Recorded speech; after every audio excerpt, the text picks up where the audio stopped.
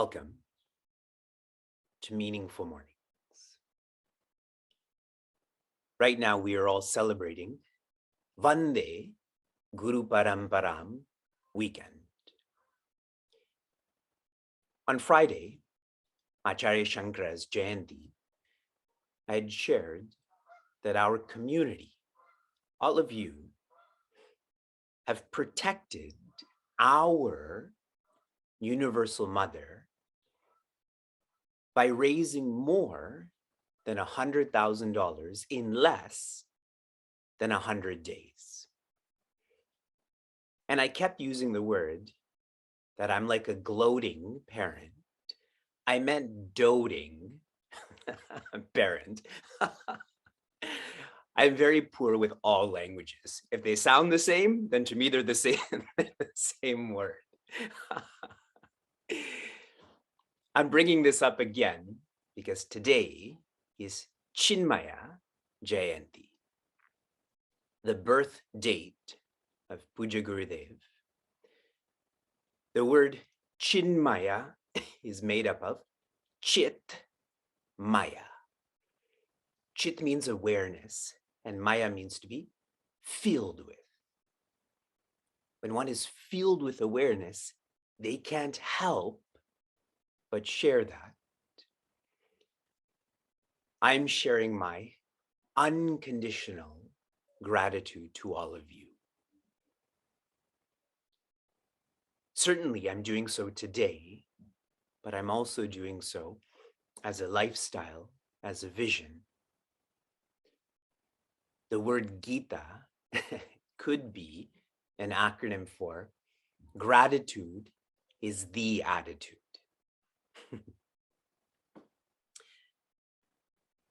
You may not have realized this, but today we complete 435 days of being Gita Anusari, which means revolving around Gita.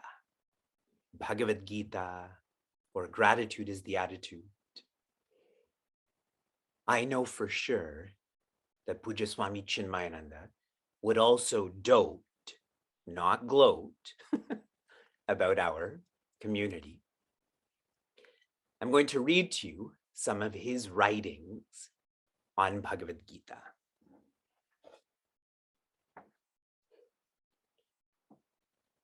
The Bhagavad Gita is a sublime train of thoughts. In a train, each bogie is clipped on, hooked on to the next, and the whole train moves. In the same way, the thoughts in the Gita in 18 discourses are not 18 different topics, but they are in 18 stages. The entire science of living has been imparted to the student. The theme or the subject matter is one, the art of living.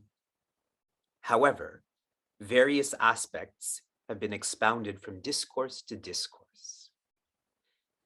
Since the core, the heart, of all chapters is strung together as sutre manigana iva, as pearls are held together on a thread, the Gita forms a chain of thoughts, a train of thoughts. Hence, there is a hooking between each discourse. So, when a previous discourse creates some difficulty or confusion in the mind of the student, he asks a question. While answering it, the discourse extends the thought, the main theme, a little more. This, in turn, creates a new doubt, and therefore the student asks another question. Where the student has no more questions at the end of a discourse, the teacher continues the main theme after weaving the loose ends of the doubt into the next discourse. Thus, there is an integral oneness of the development of the artistic perfection of this literary masterpiece, a poem of 18 chapters in 700 verses. considering today is also Mother's Day. I'm going to read to you more about what Puja Swami Chinmayananda has shared about how Bhagavad Gita is our mother. When I first started introducing everyone to the Mahabharata and Bhagavad Gita at the beginning of last year, I'd shared that a great thinker, Madhusudana Saraswati, has established the culture of the dhyana shlokas to be internalized before Bhagavad Gita. I'm reading the first.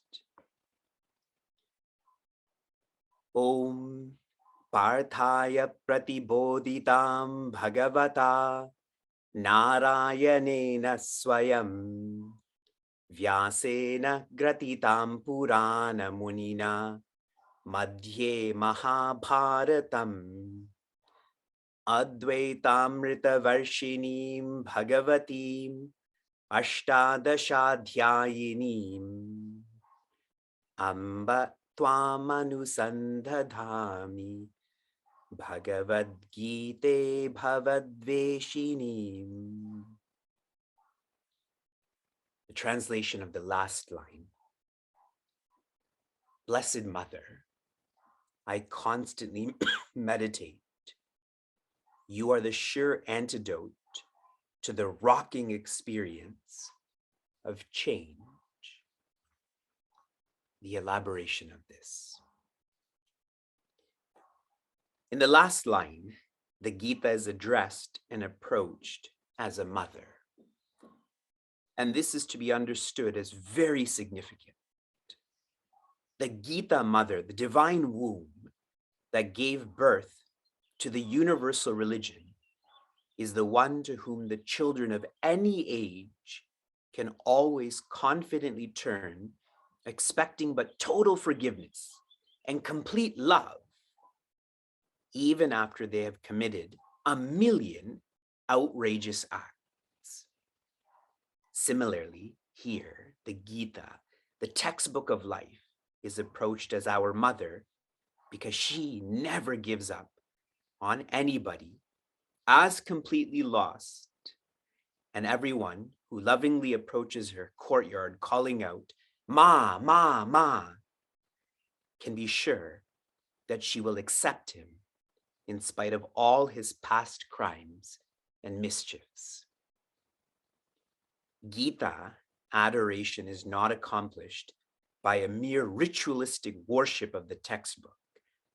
The divine song is a textbook discussing a way of living to be lived and experienced.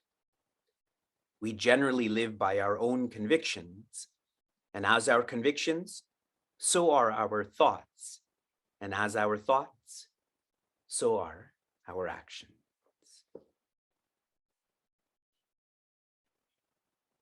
A joyous Chinmaya Jayanti, a joyous Mother's Day to all.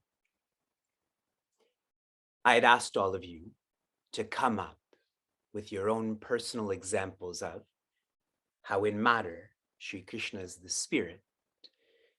And a seeker in our community, she's joining us now, she had shared that Sri Krishna is the tattva, that is the foundation of the Guru.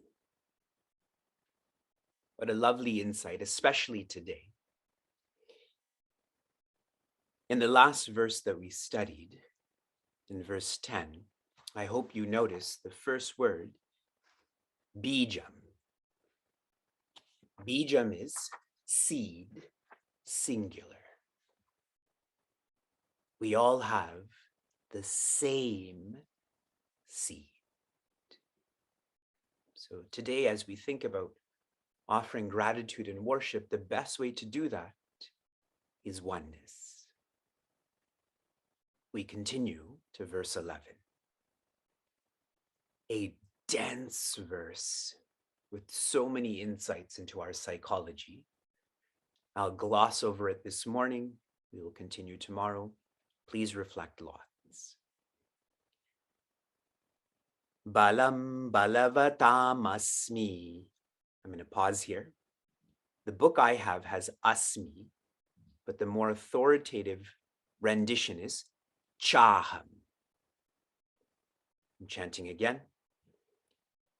Balam balavatam chaham kamaraga vivarjitam dharma viruddho bhuteshu kamosmi bharatarshabha. This whole verse is to be taken together. It cannot be compartmentalized into quarters. Balam, strength. Balavatam, of the strong. Aham, I, or Sri Krishna. Sri Krishna is the strength of the strong, but this is highly conditioned. What kind of strength? Kama raga vivarjitam, a strength that is free of desire and attachment. Another word for raga, because raga creates this, is krodha, or anger. Kama and krodha comes up in every chapter. Dharma viruddho bhuteshu, in all beings, that which is not against dharma, kamaha asmi, I am that desire. I am also desire, but a desire that is aligned with dharma. Bharatarshava is describing Prince Arjuna's Bharata, the one whose nature is filled with light. And the word Rishabha is so beautiful. Risha means janati. Janati, the one who knows. And Bha means prakasha, light. Prince Arjuna, know the light inside of desire, know the light inside of strength. What is that light? Me, Sri Krishna, and you, Prince Arjuna.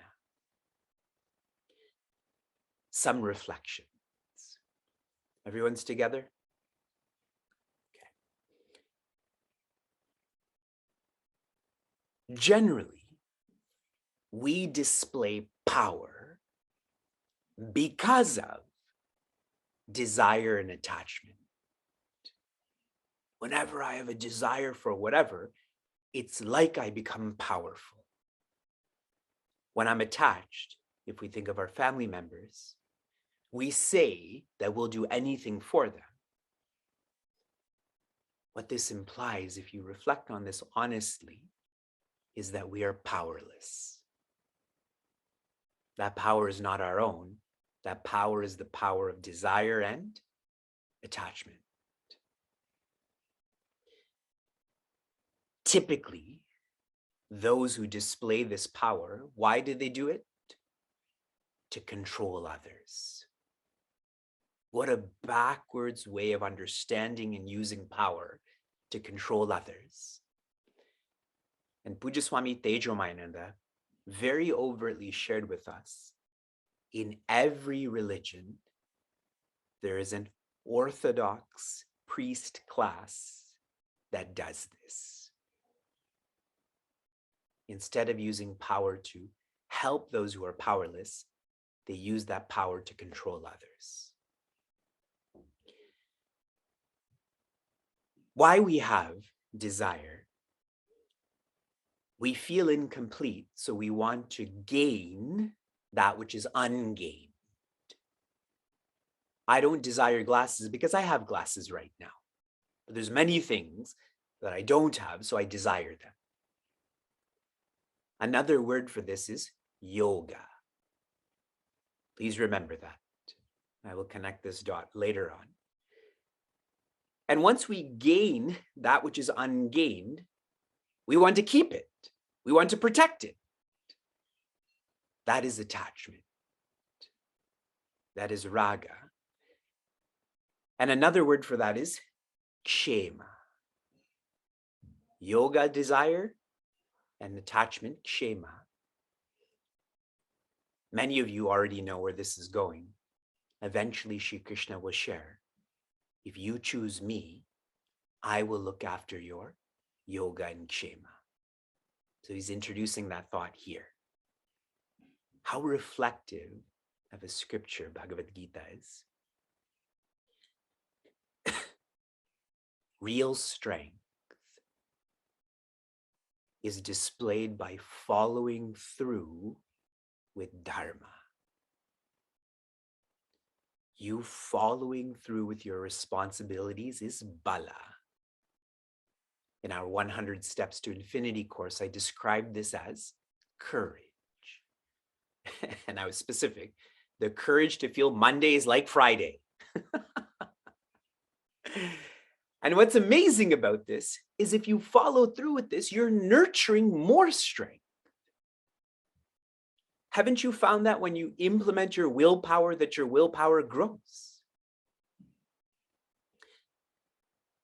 When one is not controlled by kama and raga, or kama and krodha, what is also not there?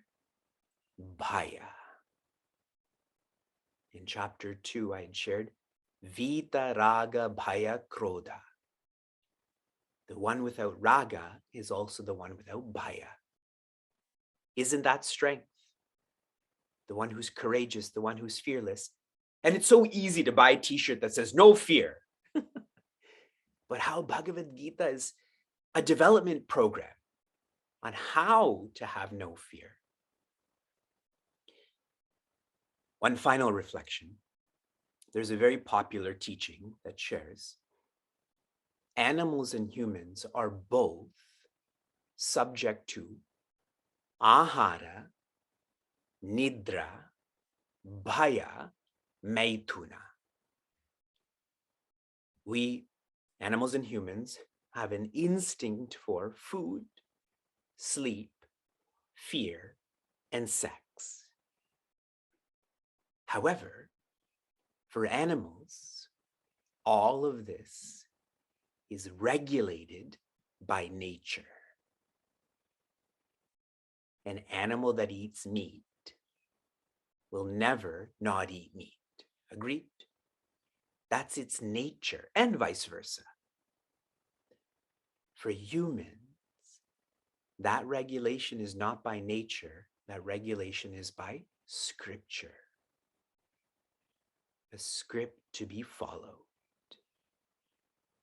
And how bhagya we are that we have access to the Sadguru Shishya Parampara, where they're living this and they're also teaching this too through Bhagavad Gita. So lots to reflect on in terms of desire and strength. From inspiration to application, your application, Vande Guru Paramparam, keep being grateful for what you have access to. That was your application, we continue. Shanti, Shanti, Shantihi. Be safe, be sound, be serene, be joy.